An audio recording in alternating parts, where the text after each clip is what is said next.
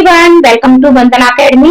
तो जैसा कि आपको सीटेट की ट्रिक और टिप्स से संबंधित वीडियो मिल रही है चैनल पर डेली, तो आज की आपकी वीडियो है ईवीएस से संबंधित, यानी ईवीएस की तैयारी आप किस तरीके से कर सकते हैं, इसके अंतर्गत आपको क्या क्या पढ़ना है, तो इस सब पर चर्चा होगी। वीडियो को आप लास्ट तक अवश्य देखें और अगर आप चैनल पर पहली बार जुड़ रहे हैं तो चैनल को सब्सक्राइब भी अवश्य कर लें और लाइक कमेंट करना भी बिल्कुल ना भूलें। तो देखो, सबसे पहले हम बात करते हैं कि ईवीएस, और ये ईवीएस आपके पूरे 30 नंबर की पूछी जाती है। अगर आप चाहते हैं कि आपके ईवीएस में पूरे 30 में से 30 नंबर आए, और ये बड़ी बात नहीं है, बहुत से बच्चों के आते भी है 30 में से 30 नंबर।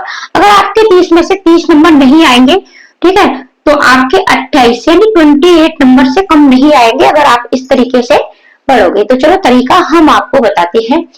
सबसे पहले किसी भी सब्जेक्ट को क्लियर करने के लिए, किसी भी एग्जाम को क्लियर करने के लिए, क्रैक करने के लिए आपको उसका सिलेबस अवश्य पता होना चाहिए। आशा करती हूँ कि आपने अपने सीटेट का सिलेबस सीटेट की वेबसाइट से डाउनलोड कर लिया होगा, ठीक है। तो इसके अंतर्गत सबसे पहले आपके प्रश्न थीम और उप थीम से भी बनते हैं, ठीक है। तो थीम के अंतर्गत आपको क्या क्या पढ़ना है, उप थीम के अंतर्गत आपको क्या क्या पढ़ना है, सीटेट की आपको अवश्य पता होना चाहिए, और अगली वीडियो इस पर भी आपको मिल जाएगी।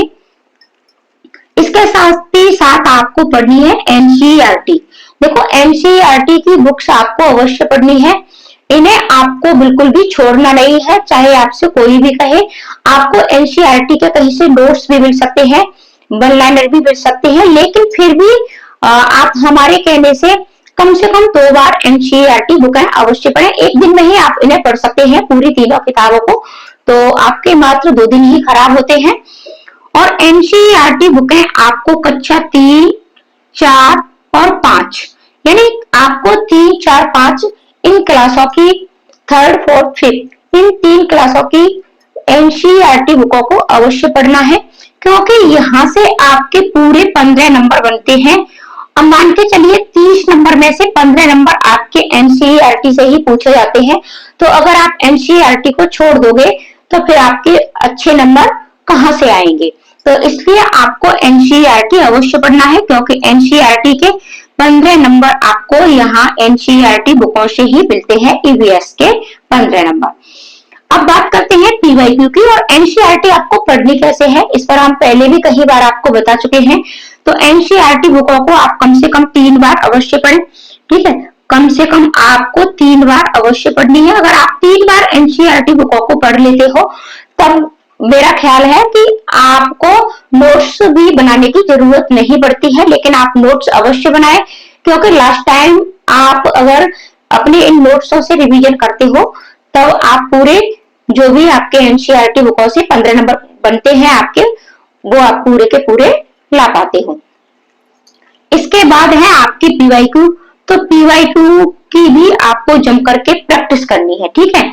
और ये वैसे तो आपको ये 2011 से और 2024 तक के पूरे पीवाईक्यू लगाने हैं, ठीक है। अगर आप इतना कर पाते हो तो ये बेहतर है, लेकिन अगर आप इतना नहीं कर पाते हो तो लास्ट आपको 5 साल, ठीक है, लास्ट आपको 5 साल, यानी आपका 2024 में 2 बार हो चुका है, 24 है, 23 है, 22 है, 21 है, 20 है, इस तरीके से लास्ट वाले 5 सालों के आपको प्रैक्टिस अवश्य लगाने हैं, प्रैक्टिस सेट। और प्रैक्टिस भी कम से कम एक ही प्रैक्टिस सेट को, एक ही पीवाईक्यू को आपको कम से कम 3 बार अवश्य लगाना है।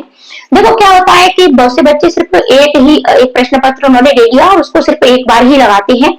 अब एक बार लगाने से वो आपकी प्रैक्टिस में नहीं आता है। प्रैक्टिस तो मतलब कम से कम किसी चीज को हम 3-4 बार पढ़ते हैं, तब वो है हमारी प्रैक्टिस मानी जाती है। वो आप ज्यादा नहीं कर सकते हो, 4-5 बार, तो कम से कम आपको 3 बार अपने पीवाईक्यू की प्रैक्टिस अवश्य लगानी है, और सभी विषयों के पीवाईक्यू आपको इसी तरीके से लगाने हैं।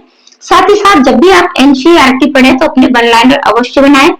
और एनसीईआरटी पढ़ने के साथ साथ, ठीक है, लाइट चली गई, थोड़ा वीडियो की क्वालिटी यहाँ से खराब हो सकती है क्योंकि लाइट चली गई है, तो इसे आपको बढ़ाना है थोड़ा क्वालिटी, ठीक है। तो आप वन लाइनर अवश्य बनाएं, क्योंकि जब आप वन लाइनर बनाते हो तो ये लास्ट टाइम आपके बहुत काम आते हैं।